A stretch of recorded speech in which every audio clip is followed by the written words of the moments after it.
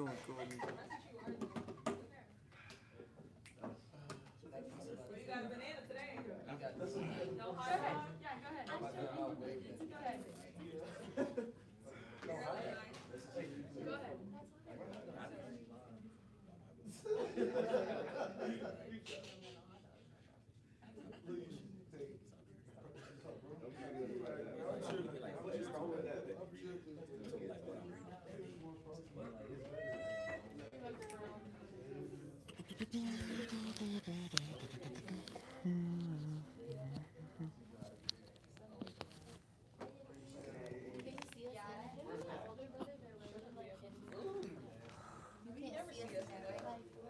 No. Hello, my name is Julianne, and today, Christian. Am I centered up? Oh, centered? No. Oh. Yes, never mind. Period. Okay. Period. How's everybody doing today? Great. What a crowd, what a crowd. I love your shirt. Thank you. All right, I'm going to ask how I start off everything. I'm going to ask with one question, okay? Why should you go to the altar to pray when you can just pray at home?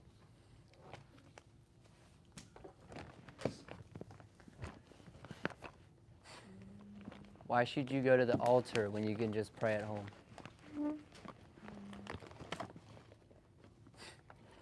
That's the question to ask today.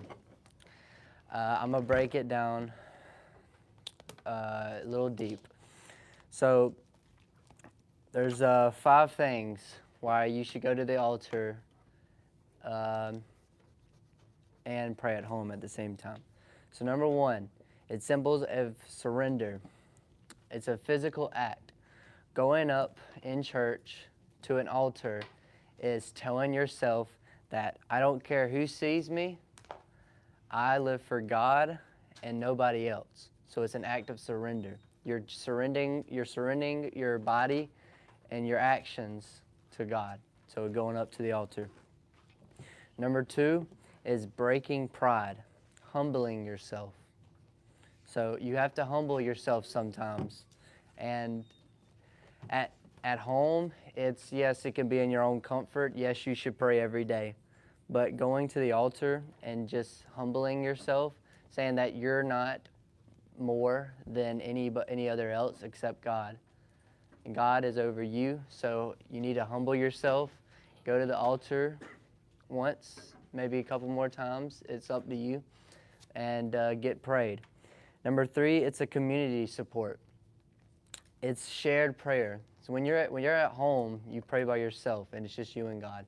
But when you're at church, praying at an altar, you're with very powerful people, and the area is very powerful. So getting prayed by other people and praying to self with you and the Lord is very more powerful than you just praying at home by yourself. And the environment. Number 4 is environment. Is shared prayer. So like at the church, like I just said, is a very powerful place rather than you at your home or at your spiritual closet or wherever you get time to pray with the Lord.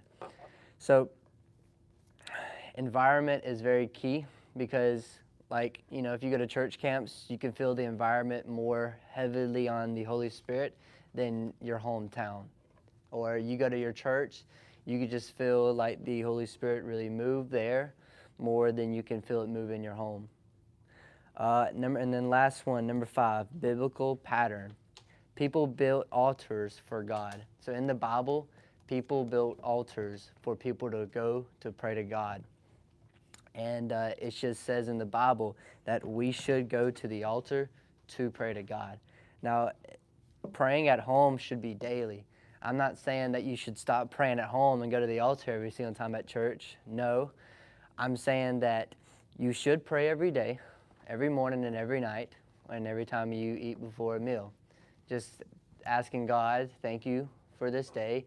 Thank you for this, food that you provided me. Thank you for letting me live another day. Prayer should be a everyday cycle, but praying at an altar can go a long ways. Like I said, the support of other strong believers that could really help you in your tough times, that people that you don't want to know. Like, you could go up there, don't even ask them what's wrong with you, and God will put it in their mind to pray about you. That's how powerful they are. So it's less about location and more about moving forward. It's an act of surrender and commitment. So it doesn't matter about the location. Going to the altar is telling yourself that I surrender myself to you, Lord, and I commit my life to you. Like I said, it's not about going up there and saying, oh, I'm this, but it's about going up to the altar. It doesn't matter what people think about you, because all you're thinking about is the Lord. If you go up to the altar like nervous, you shouldn't be nervous for God. And you're like, if you go up to the altar thinking that, oh, I think people are going to judge me this way and this way, don't think about that. When you are praying to God, it is you and Him and nobody else. But praying at the altar, it's other people that God has given a light in their brain to know, or the Holy Spirit to know what to pray about you, and that can go a long way than just praying by yourself at home. So I'm not saying that you should stop praying at home, but what I'm saying is surrender yourself and have a commitment to the Lord to have yourself go up in front of a church to get prayed with the pastor and the community with God. We're going to go into more of the book of the Bible. These two are about praying at home and private. I need someone to go to Matthew 6:6, and someone else go to Psalms 55:17. Matthew 6, verse 6.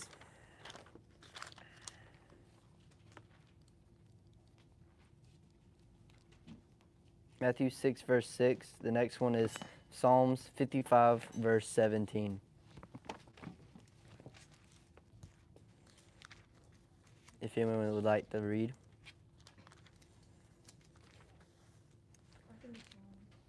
Okay. You want to read Matthew?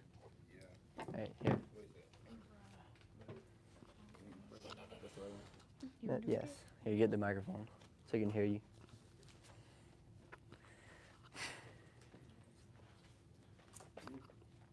But when you pray, go into the room, close the door, pray to your Father who is unseen. Then your Father who sees what is done in secret will reward you.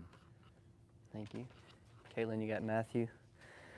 Psalms 55:17. Evening and morning and at noon I will complain and murmur, and he will hear my voice.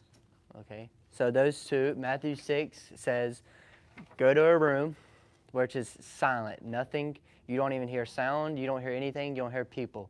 So what I do at home is I go to my room at night. I go read the Bible at night, or if I hear at campus, it's very hard with a lot of things going on, so I go to my car and read the Bible and I'll pray.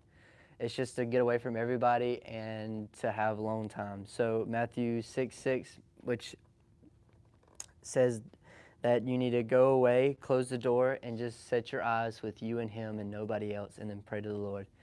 And Psalms 55 pretty much says the same thing. Just prayer by yourself. What we need to do daily is prayer. And the next one is praying at the altar / public prayer. 4 verses. I need 4 people to read. One person read Genesis 12, 7 through 8, verses 7 through 8. Genesis 12. Matt, you got that? Okay. Need the microphone? So first one is Genesis 12, 7 through 8. The second one is 1 Kings 18. 1 Kings 18, verses 30 through 39. Who wants that? You got that one? Okay. The third one is Joel 2, verse 17. Joel 2, verse 17. Who wants that? Joel 2, verse 17. Thank you, Deja. You get to get the fourth one. Matthew 5:23 through 24. Matthew 5 verses 23 through 24. So I'll go again. The first one is Genesis 12:7 through 8. Matt's got it. 1 Kings 18 through 37. Joel 2:17. Matthew 5 verse 23 through 24. All right, hit us with the microphone. Then the Lord appeared to Abram and said, I will give this land to your descendants. And Abram built an altar there and dedicated it to the Lord, who had appeared to him. After that, Abram traveled south and set up camp in the hill country, with Bethel to the west and Ai to the east. There he built another altar and dedicated it to the Lord, and he worshipped the Lord. Thank you. Pass the mic back over. And now it's 1 Kings 18, verses 30 through 39. Then Elijah said to all the people, Come here to me.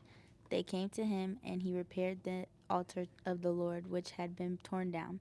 Elijah took 12 stones, for each of the tribes descended from Jacob, to whom the word of the Lord had come, saying, Your name shall be Israel.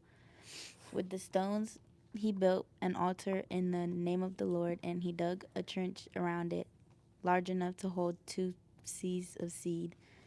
He arranged the wood, cut the bull into pieces, and laid it on the wood. Then he said to them, Fill 4 jars with water, and pour it on the offering and on the wood. Do it again, he said, and they did it again. Do it a third time, he ordered, and they did it the third time. The water ran down around the altar and even filled the trench. At the time of sacrifice, the prophet Elijah stepped forward and prayed, Lord, the God of Abraham, Isaac, and Israel, let it be known today that you are God in Israel, and that I am your servant, and have done all the things you had at your command. Answer me, Lord, answer me, so these people will know that you, Lord, are God, and that you are turning their hearts back again. Then the fire of the Lord fell and burned up the sacrifice, the wood, the stones, and the soil, and also licked up the water in the trench. When all the people saw this, they fell prostrate and cried, The Lord, he is good. He is God. The Lord, he is God. Thank you. Deja. Please read Joel 2, verse 17. Oh. You want to do it? You do Matthew? No. Oh. Okay. Who wants to do Joel 2, verse 17? Joel? Eli, you want Joel? Oh.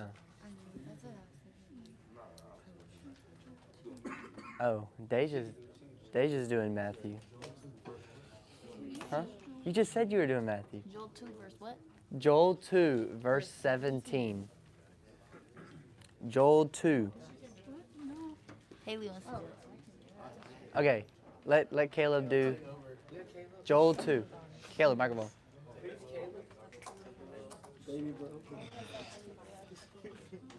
Read loud so everybody can hear. All right, let him speak. Let him speak. Joel 2, verse 17. Let the priests, the ministers of the Lord, weep between the porch and the altar, and let them say, Spare the people, O Lord, and give not thine heritage to reproach, that the heathen should rule over them. Where should they say among the people, Where is their God? Thank you. Now, who is reading Matthew 5, 23 through 24? Take it over there. Yeah. Matthew 5, verses 23 through 24. Please read. So, what if you are offering your gift at the altar and remember that someone has something against you? Leave your gift there and go make peace with that person. Then come and offer your gift. Thank you. So, just to recap. So, in the Bible, God does tell people to build altars for people to go to pray at to get closer to the Lord. Now, you may be thinking, so we'll go back to our question. Why should you go to the altar to pray when you can just go pray at home? Does anyone want to answer that? Because